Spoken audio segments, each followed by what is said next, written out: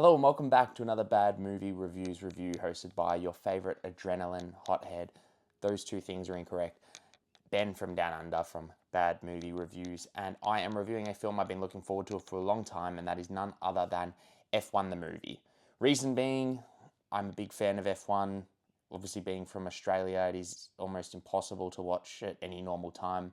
So I try and watch it as much as I can. I usually go when it's here in Melbourne. And not only that, you have got Joseph Kosinski directing the film.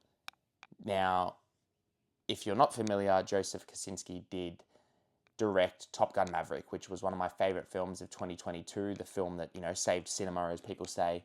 And he has come to direct F1 the movie. You've also got Aaron Kruger, who wrote the film alongside Joseph, who also wrote Top Gun Maverick. And obviously, you have a huge budget behind this. You've got Apple's backing. You've got Formula One's backing. Obviously, it almost feels like an advertisement for the sport to some extent, but you have got an impeccable cast as well to accompany it. And a lot of people are probably going in thinking if Joseph Kosinski can translate what he did in Top Gun Maverick to the cockpit and the aerial sequences to the cockpit in a race car, then we're in good hands, and I'm happy to say that is 100% correct. Now, I think obviously the cast, you've got to touch on the cast and the plot. So without going into too much detail, the plot, funnily enough, is almost directly similar to Top Gun Maverick.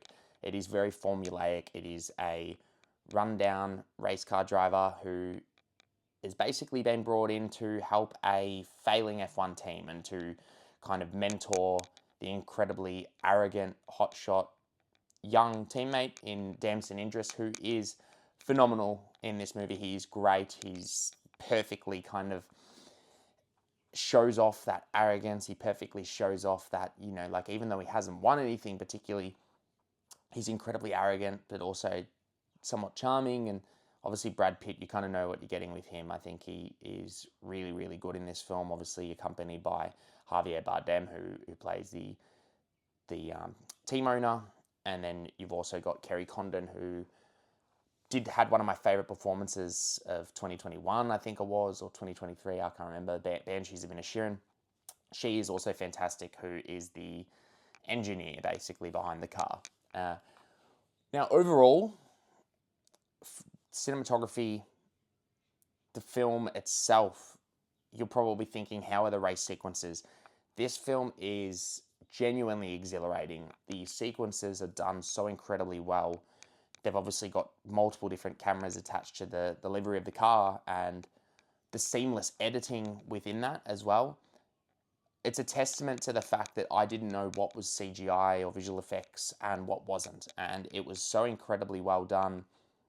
To that extent, it's almost extremely nail-biting and anxiety-riddling stuff watching these race car drivers merge in and out at 300 odd Ks. And I think Joseph Kosinski, I don't think any other director could realistically do this as well as he did. Obviously, I think there are definitely better directors out there, but this man has this innate ability to really show high speed, like octane, and this high speed thrill that he did with Maverick. And he's just got this incredible ability to portray that on screen. And I think it is incredible what they've done here from a technical standpoint. I do think Hans Zimmer's score is incredible. He somewhat goes EDM route, which is something I would never expect, and it really works here. And the soundtrack really elevates the film, in my opinion, as well.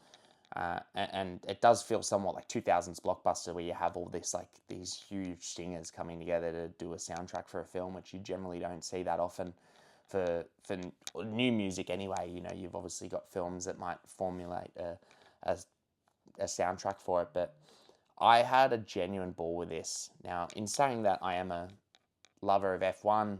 I know the sport. I love sport movies.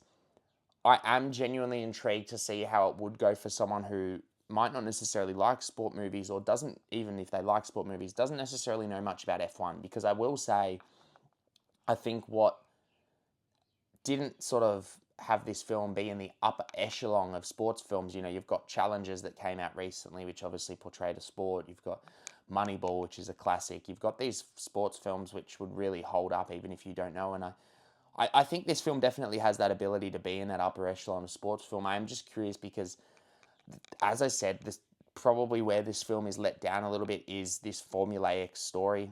As I said, it's almost the exact same story as Top Gun Maverick, just a rundown racer, pilot who comes on to help this young hotshot, and it is something we've seen before.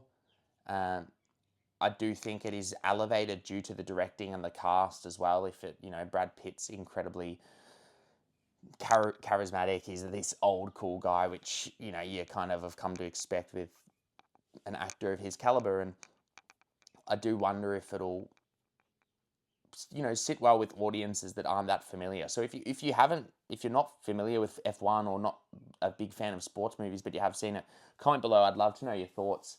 I would say as well, I think the film is a little bit overlong. I think it's 2.5 hours.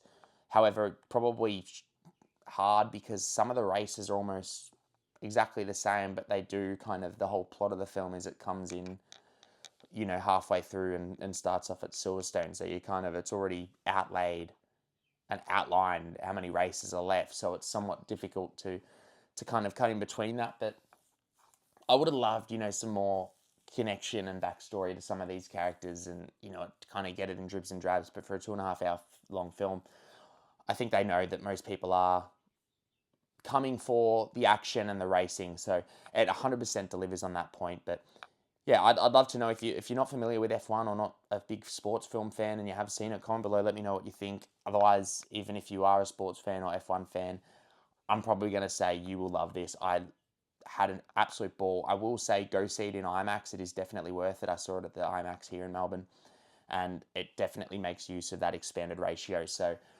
do go see it in an IMAX if it is near you. But comment below, let me know what you think. Give the video a like, it means a lot, and subscribe for more.